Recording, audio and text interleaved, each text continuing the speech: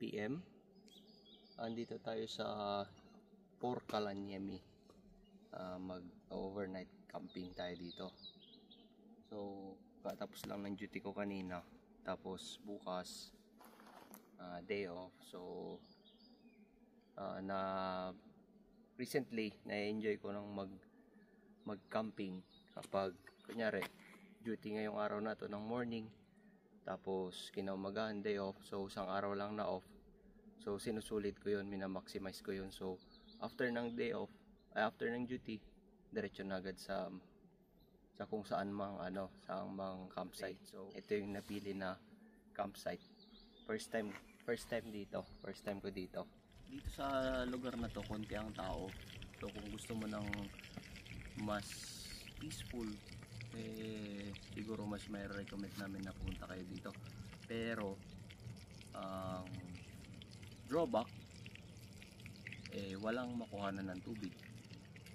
Kailangan mo magdala ng sarili mong tubig. Unlike sa Nuxio, punta ka doon, may makukuhanan ka talaga ng tubig. Yun nga lang, maraming tao doon. Know your priorities. Kung mas importante sa inyo ang Omarauha or peace of mind dito, dala kayong tubig nyo.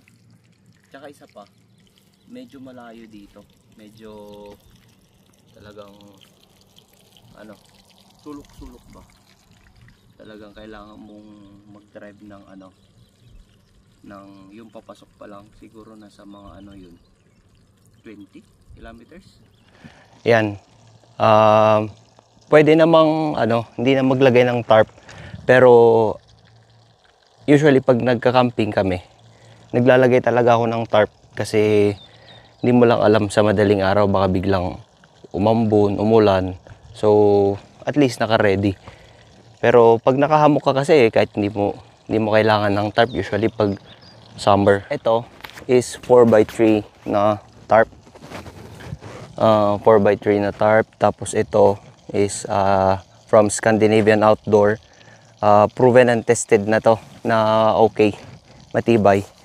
DD Hammock Frontline. So dito pwede mo siyang lagyan ng may siya, parang compartment siya dito. Pwede mo siya lagyan ng foam, na kung pampalambot sa para maayos yung tulog mo. Tapos ito yung original na tree hugger ko na ginagamit ko. Pero nag-browse ako online, may nakita ako sa Temu na tree hugger, mura. So kinabit ko. Ito siya.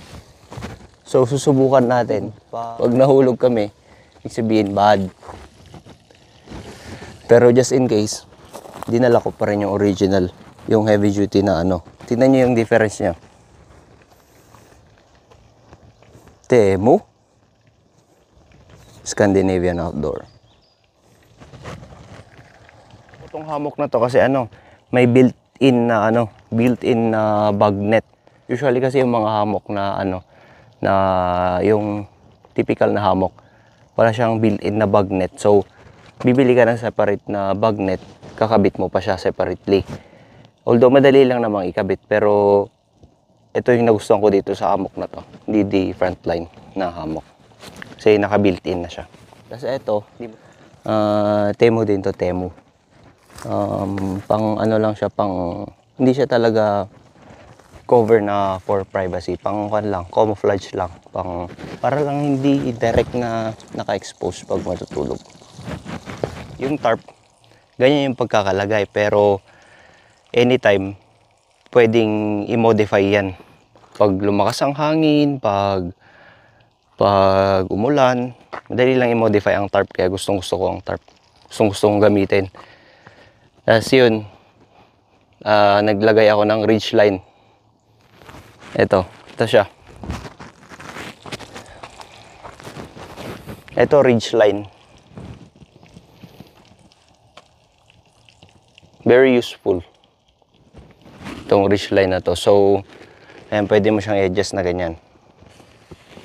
Pwede mo siyang i-adjust na ganyan. Pwede mo siyang i-adjust na ganyan. Hindi yan kakalas. Hindi yan kakalas. Dumi ng kuko ko. pero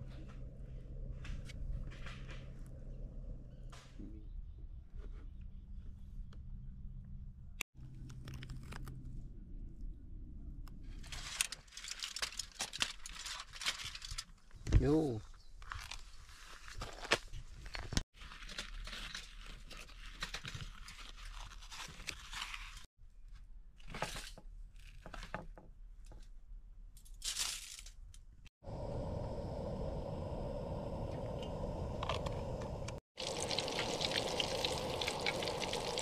Malabas na yung cheese niya mga kaibigan. Nagme-melt na yung cheese niya.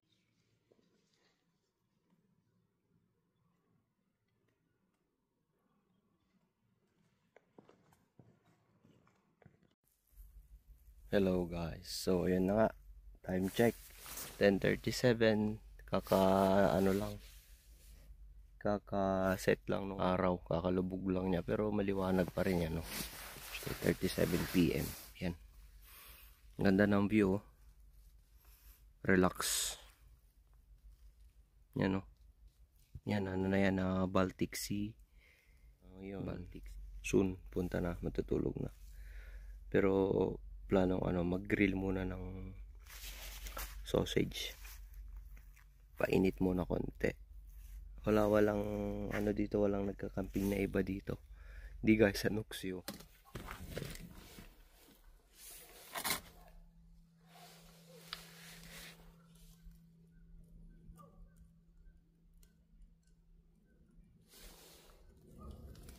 Yan guys.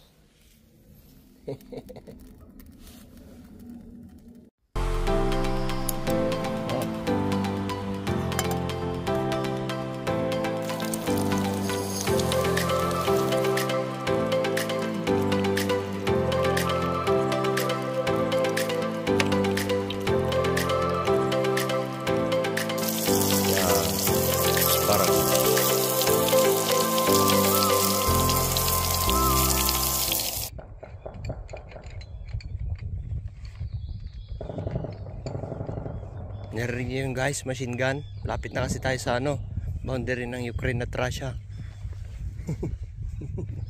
Ayun o, dami na tamaan. Pato, ibon.